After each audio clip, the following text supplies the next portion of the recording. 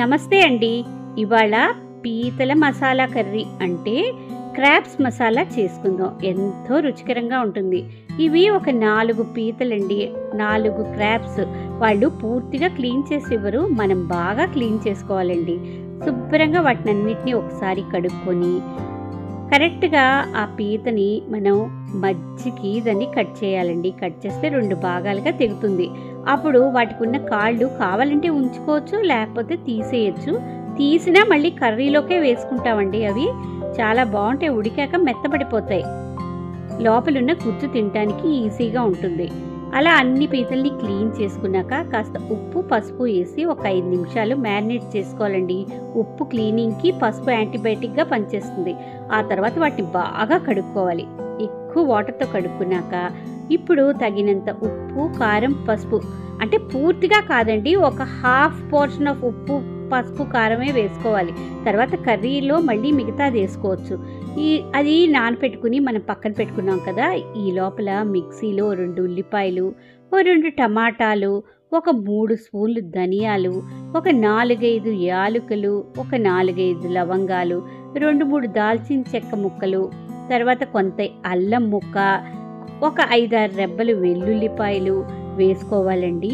ఇప్పుడు ఒక మంచి సీక్రెట్ ఇంగ్రీడియంట్ అంటే ఏంటంటే ఒక పచ్చి కొబ్బరి ముక్కలు ఒక 5-6, మరీ ఎక్కువ వేసుకోకూడదండి. ఒక పచ్చివి లేకపోతే ఎండివైనా సరే వేసుకుని పేస్ట్లా చేసుకుని పక్కన పెట్టుకోవాలండి. ఇప్పుడు స్టవ్ వెలిగించి ప్యాన్ పెట్టుకుందాం. కొంచెం విశాలంగా ఉంటే కర్రీ ఉడకడానికి చాలా బాగుంటుంది. ఒక 5-6 స్పూన్లు ఆయిల్ వేసుకుని అది కాగిందనగానే ఈ మనం మ్యారినేట్ చేసి పక్కన పెట్టుకుని క్రాబ్స్ దాంట్లో వేసుకోవాలండి. వేసుకుని బాగా వేపుకోవాలి. మీడియం ఫ్లేమ్లో అలా వేగనివ్వాలి. ఇంకా వేగింది అని అనిపించినప్పుడు మనం ఇందాక రుబ్బి పెట్టుకున్నాం కదా పేస్ట్, అది వేసేసుకుందామండి. వేసుకుని బాగా వేపుకుందాం. ముక్కలకి బాగా పట్టాలి కదా, అంతా పట్టేంత వరకు వేపుకుంటూ ఉండాలి. ఇలాంటి సమయంలో మనం ఇందాక కొంతవరకే వేసుకున్నాం కదా ఉప్పు, కారం, పసుపు. ఆ మిగతా కారం, పసుపు, ఉప్పు, అవసరమైతే కొంత ఆయిల్ కూడా ఇలాంటప్పుడు వేసుకోవాలండి. ఆయిల్ తక్కువగా అనిపిస్తే వేసుకుని బాగా కలపెట్టుకోవాలి. తర్వాత ఇలా కలపెట్టుకున్నాక కాసేపు మూత పెట్టుకోవాలండి. మీడియం టు సిమ్ ఫ్లేమ్లోనే మూత పెట్టుకోవాలండి. అవి బాగా మగ్గి ఉప్పు, కారం, పసుపు బాగా పడతాయి. అలా ఒక 5-10 నిమిషాల సేపు మగ్గించుకుంటూ ఉండాలి. ఇప్పుడు ఒకటి చూసుకుంటూ ఉండాలండి, దగ్గరికి అడుగంటుతుందేమోనని. అలా అడుగంటుతుంది ఇంకా మనకి అనిపించినప్పుడు మనం ఒక హాఫ్ గ్లాసు మనం వాటరు ఆ మిక్సీ జార్లో వేసేసాను కదా నేను మసాలా, దానిలోనే పోసుకున్నానండి. అదంతా కలపెట్టుకొని దాంట్లో పోసుకుంటున్నాను. హాఫ్ గ్లాసు అంటే హాఫ్ గ్లాస్ని ఎగ్జాక్ట్లీ అని కాదు, ముక్కలు మరీ మునిగిపోకుండా పార్షియల్గా మునిగేటట్టు వాటిని వేసుకొని సిమ్ ఫ్లేమ్లో ఇప్పుడు ఒక 15 to 20 మినిట్స్ మనం బాయిల్ చేసుకోవాలండి. అలా చేసుకుంటూ మధ్య మధ్యలో మనకి అవసరమైనప్పుడు మూత తీసి అడుగంటుతుందా లేదా అని చెక్ చేసుకుంటూ ఉండాలండి.